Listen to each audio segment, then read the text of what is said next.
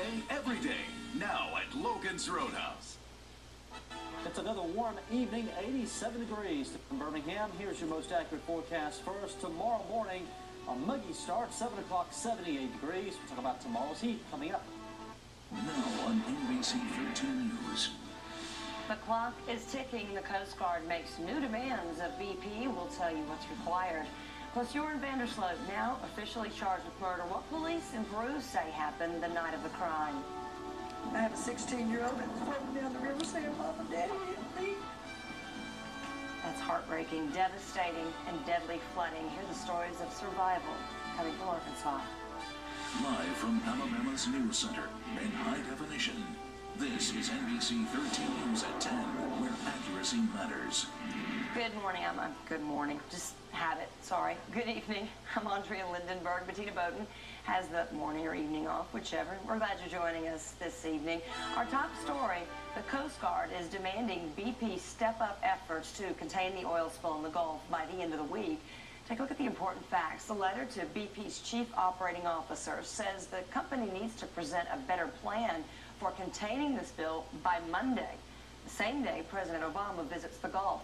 And company officials say they will respond by tomorrow night. Kristen Dahlgren has the latest from Orange Beach. On Alabama's beaches today, oil and desperation. There should be 10,000 people here enjoying this Saturday. This should not have happened. But after 54 days, it finally has. Thick pools of oil for miles along the waterline. Every wave bringing in more. For those who live here, it has been like watching a slow-motion disaster. Come out here and see this oil, see the fish swimming up underneath it. It's heartbreaking. So you can see just how much oil is here now and how thick it is. What you cannot see is the smell. This is the first day when the fumes from the oil have been really apparent to us here along the beach. The water is now off limits, but it is a battle to keep some away. It's dangerous. Don't get in there. Gulf Shores Mayor Robert Kraft tells us they are not the only ones in danger. Some local businesses say they'll fold this week without a payout from BP. We'll die. And when they die, this whole culture and this whole way of life that is, like I say, generations old, will not exist anymore. The Coast Guard sent a testy letter to the oil giant, giving the company 48 hours to find a way to step up its efforts to contain the leak. But here, they say, it is too late for that kind of line in the sand.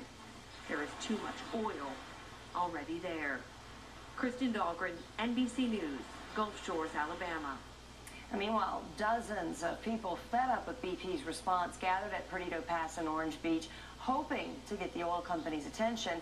And this is why they gathered together. Oil pouring into the pass, at first a lighter sheen, then heavy orange junk peppered with globs of that thick tar. Crowds watched helplessly as the fish struggled against the oil. Now, organizers are pointing fingers at local leaders.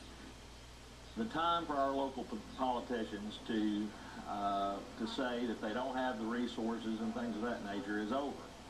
Because I know that now that this oil has reached here, the excuse of, well, our hands are tied, that's no longer going to wash. Meanwhile, BP is handing over more money to help Alabama and Florida fight the oil spill. Each state is getting an extra $25 million.